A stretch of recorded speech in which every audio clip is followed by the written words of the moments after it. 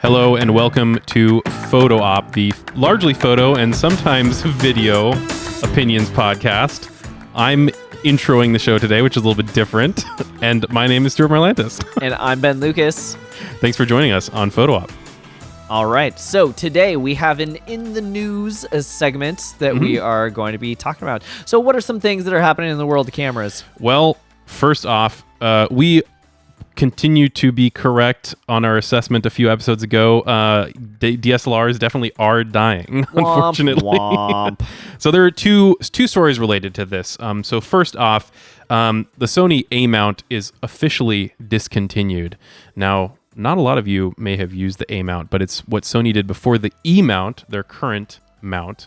And it was that weird, like, transflective mirror that didn't move out of the way. Like, part of the light went to the sensor, and part of the light went up to your eye. And that was cool, in that you didn't have a mirror that flipped out of the way. But the downside is the sensor received way less light, so the low light performance was kind of terrible, which is funny because now the low light performance of Sony's is amazing. Yeah, amazing and super well known.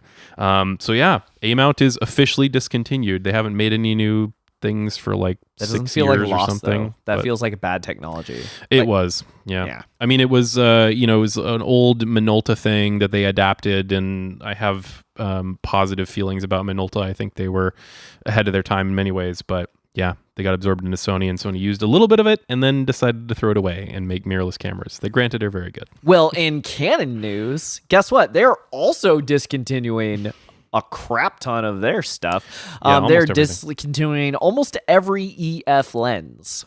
Yeah, so all but 9 apparently, and which is what I use. So which for me, oops. I'm on Sony, so fine. But what are you gonna do? Raggy? Where all my lenses go?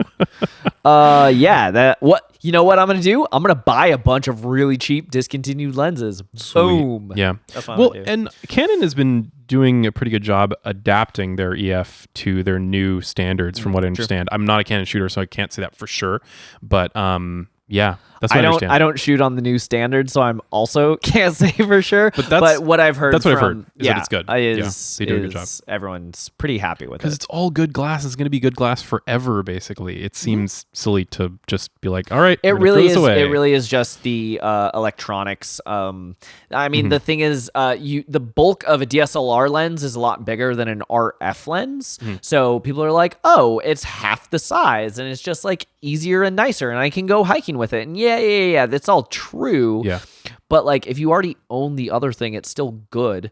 Granted, there's like a little bit of a lag with like autofocus, so you get good autofocus with an EF lens on an RF with an adapter, but you get great autofocus with an RF to an RF with no adapter. Yeah. So, for sure.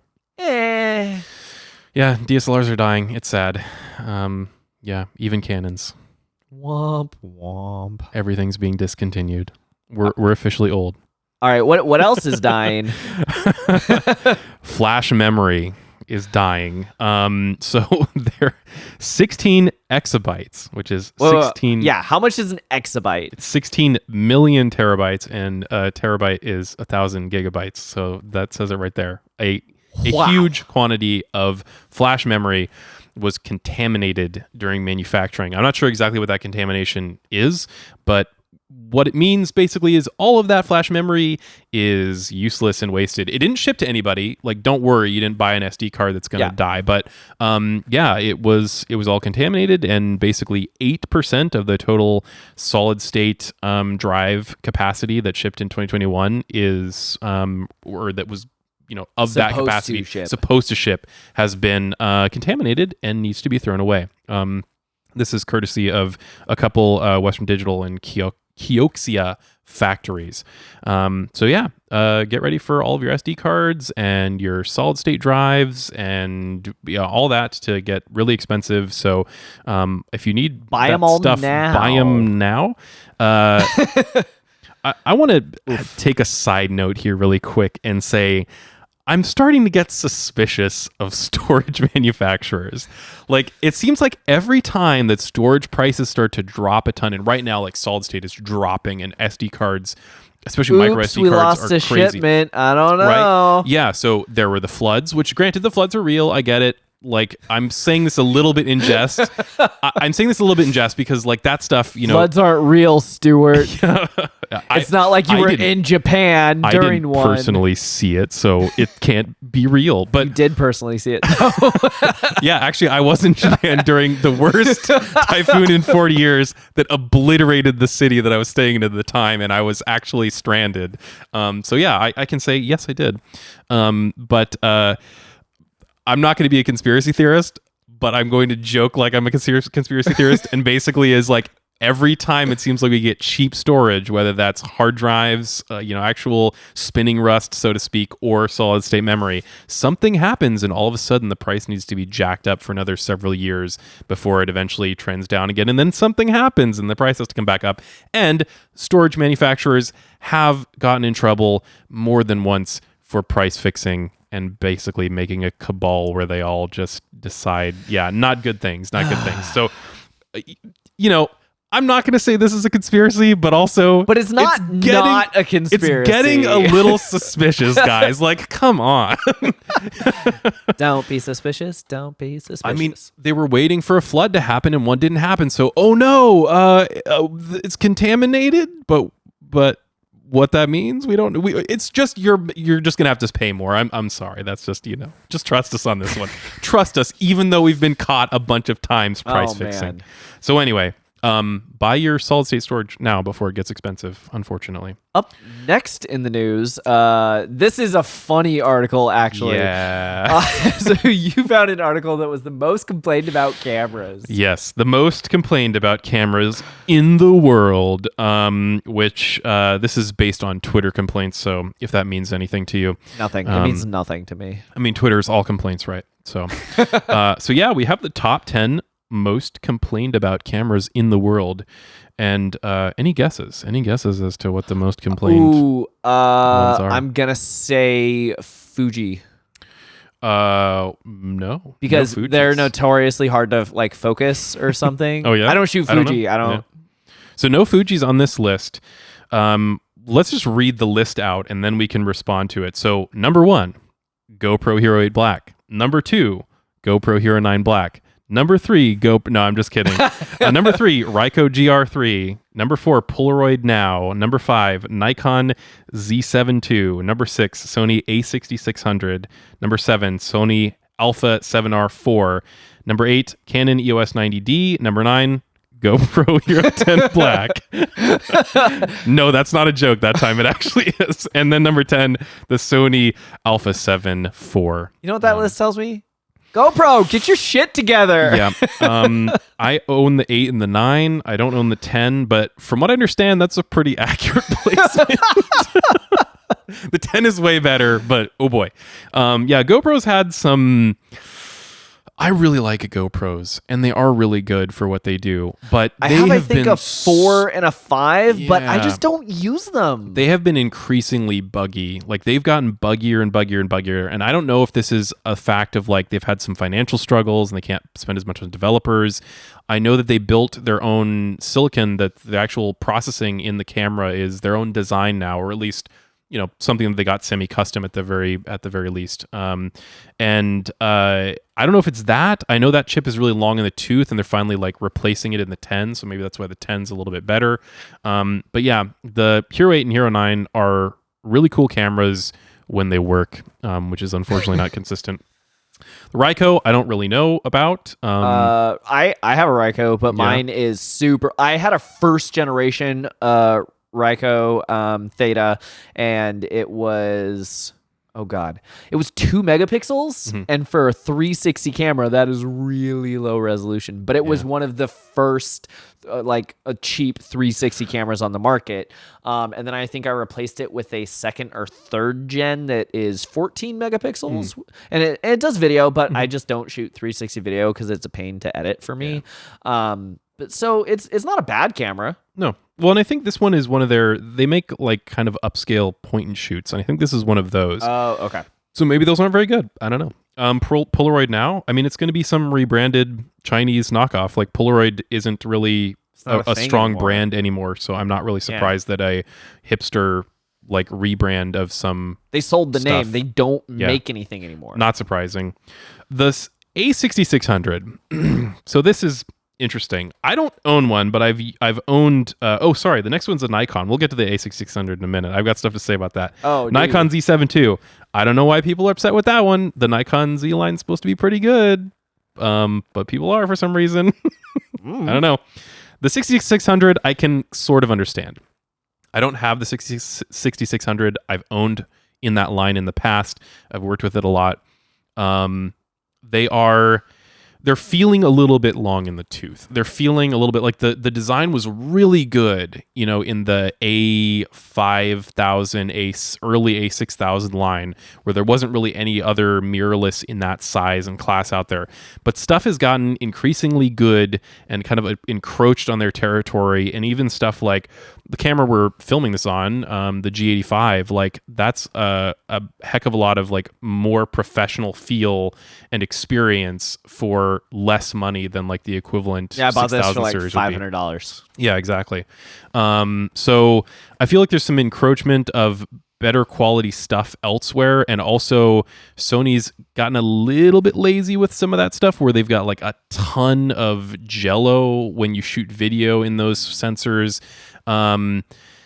It feels like they've kind of slapped some of the same parts together over and over and over, and they've really pushed as far as they can with that, and they just kind of keep putting a new number on it and making it just marginally more performant, and it's kind of There's only so much you can do with a firmware. Yeah, exactly. Update. So I feel like those need a redesign basically at this point, to make them more mini like Alpha 7 cameras and less their own design that's now like practically a decade old at this point. So I can understand that, especially for video shooters. It's very frustrating. The jello is very bad. Like, yeah, a lot of people will be like, oh, well, it has some jello effect, but only if you like whip it back and forth really fast. And with this, it's like, oh, I just pan and it jellos.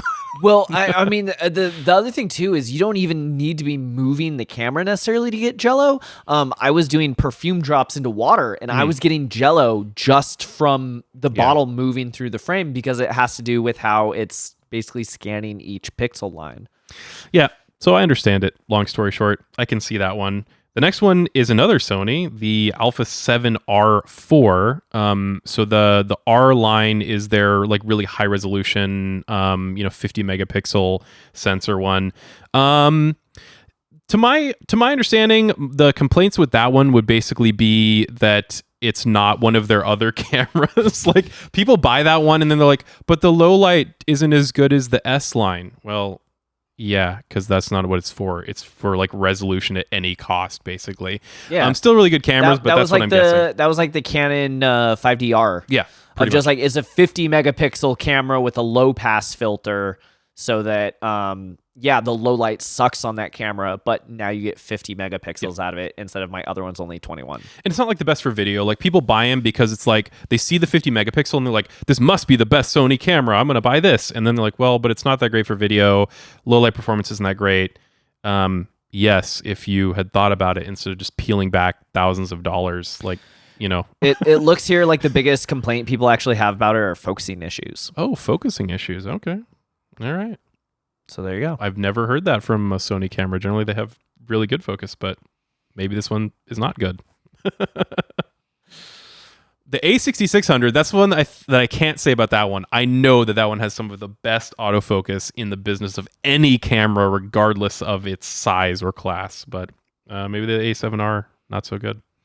The 90D, I don't know anything about Canons. I don't know why people are complaining about this. What's the only Canon in the list? God, Canon 90D. Is this the worst Canon? It's the only Canon in this entire list. Oh, man. So I owned a Canon Rebel before they started giving numbers to it. So my first Canon Rebel was an XSI, and then I essentially just stopped caring about cameras. So I upgraded from the XSI to a real big boy camera. You got a 5D, right? Yeah. So I just looked it up, and it looks like the main complaints are that the 90D is just slightly worse than every other camera in almost every department. Of like, it's a good camera, but like, it's not as good as this. It's not as good as that. It sounds like kind of a classic Canon thing until they really started getting into mirrorless. That's what a lot of people are saying compared to like Sony's, is they're like, oh, well, Canon used to own video. Why are they not competing in video? And the answer was pretty much because they didn't want to cannibalize their own stuff. But now they have to compete in video because everybody else is competing in video. So it sounds like that. Well, the last vestiges of that behavior. It was kind of like, so when I bought the 5D Mark III, people complained about it and they're like, but it's not good for sports. I'm like, it's not meant for sports. Yeah. And they're like, but it's not good for like, it's not as good as like the Nikon for astrophotography. I'm like, okay, it's not meant for astrophotography. And they're like, well, it's not as high resolution as this other one. I'm like, okay, it doesn't need to be high resolution. And they're like, okay, if it does none of these things, what does it do well? Well, if you kind of need to do all of those things all the time, like if you shoot weddings, you shoot action and landscapes and portraits, it's great for that. Exactly. So like it's kind of like the second best camera at any given level, but it's second best at everything, and that just seems to be the generalist camera. Yeah. I bet that's what the A7R4 complaints are, is that it's not an Alpha 1. Yeah, but shut up and take my money. I wish I could afford an Alpha 1 is probably the complaints. No, don't look them up because that's what I want to believe. Don't do it. Camera 9, the GoPro Hero 10 Black. I don't own one, but with my experiences with the 8 and 9, yeah, I can understand. They lock up randomly. It's so frustrating. That's the biggest problem with them, is they just lock up. You never, like, you can't rely on them. Like something that's supposed to be rugged and literally reliable, like that's what action cameras are supposed to do, is like perform in any. They're supposed to get beat situation up and keep rolling. And yeah, that's the biggest problem with them. Yeah, the image quality for the most part is really good. They have tons of different options and resolution, and all that stuff is really good. But I bet the biggest complaints for all of these three is that they just lock up. And then you have to pull the battery and restart, and you'll be, 20 minutes into some shoot, and you'll be like, oh, hey, like our, D cam over there, that was the GoPro getting a wide shot, locked up. So now we don't have that. Great. It's that kind of a behavior. Or if you mount it, that's my biggest problem with these. Like often I use them as like a B cam for diving, or I mount them on something. It's difficult to get to. It's difficult to check. And maybe it's a situation where you don't want like the little LED flashing, or you can't see it because it's in a housing or something. And then you'll go and check it later when you can. And it was never actually recording because it like got stuck in a menu. Like that's happened to me with mine. Yeah. Or it was recording and it literally stopped after 15 seconds. Like that's happened to me many times. That should not happen to me that many times. And I bet it's happened to tons of other people too. So there you go. And then the last one is the Sony A7 IV, the replacement for my camera, the A7 III. Hopefully that one doesn't suck. I don't really have any plans to upgrade, but my bet with that one, because it's the lowest on the list, is probably recency bias. Like it's going to be a bunch of reviewers that are nitpicking, a bunch of people that just bought it because it just came out. My bet is that it's probably very similarly good as the 3, and people just like to complain about stuff. Maybe not. Maybe there's a big fatal flaw, in which case I definitely won't upgrade to it, but not in the cards either way right now, so I'm happy with my 3. Looking it up right now, it looks like that the complaints are actually that what's the camera it was supposed to compete with? Oh, well, it's not really, it's its own category. Like the 3, I guess the like upper mid range. Yeah, so, I don't know. So the online thing says that it's supposed to compete with like the R5, like the Canon R5, but actually it more of competes with the Canon R6, which is not as good as the R5, something like that. It's Sony's generalist camera. Like Sony makes four lines basically. They make the Alpha 1 for if you need literally every possible feature in one camera. They make the R if you need all of the resolution. They make the S if you need all of the low light and to some degree the really spectacular video. And then they make the numbered line, just the A7 insert number here, 1, 2, 3, 4, and that's the generalist camera. So yeah, it's not going to be the best at anything.